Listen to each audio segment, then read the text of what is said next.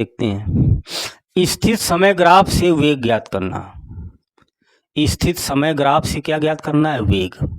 तो देखो इस ग्राफ से हमको वेग ज्ञात करना है, तो सिंपल है, वेग का फार्मूला क्या होता है?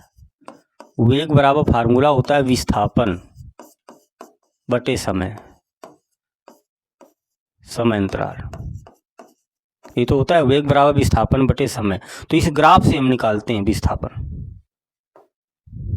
देखो ग्राफ क्या दर्शा रहा है? इधर समय बढ़ रहा है तो इधर क्या विस्थापन बढ़ रहा है। तो कण बिंदु ओ पर है, ओ से चलना प्रारंभ किया है और कण t1 समय में कण कहां पहुंच गया है? s1 दूरी अर्थात बिंदु P पर। फिर t2 समय में कण कहां पहुंच गया है? s2 दूरी में अर्थात बिंदु Q पर। तो विस्थापन, इसका वेग ज्ञात करना है, तो विस्थापन क्या होता है? प्रारंभिक बिंदु और अंतिम बिंदु के बीच की न्यूनतम दूरी को ही क्या कहते हैं? विस्थापन। तो पहले दूरी कितनी चला? s1, फिर कितना चला? s2। तो विस्थापन कैसे निकालेंगे हम? s2 माइनस s1 बटे t2 minus t1, t2 minus t1। ऐसे हम क्या किसी ग्राफ से वेग निकाल लेते हैं। वेग किस में आएगा? विस्थापन और समय ग्राफ में आएगा। ये तो ये पहली स्थिति s1, दूसरी स्थिति s2, तो s2 माइनस s1। प्रारंभिक बिंदु और अंतिम बिंदु के बीच की न्यूनतम दूरी को ही क्या कहते हैं? विस्थापन कहते हैं। ऐसे t2 माइनस t1।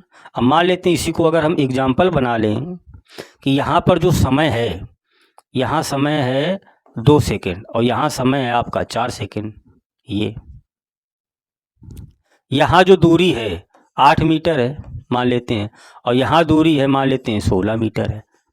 अब ये ग्राफ दे दिया जाए और पूछा जाए इसका वेग ज्ञात करो, वेग ज्ञात करो। तो देखो, तो वेग बराबर हम क्या करेंगे? फार्मूला तो यही लगाएंगे ना, s2 माइनस s1 और बटे t2 माइनस t1।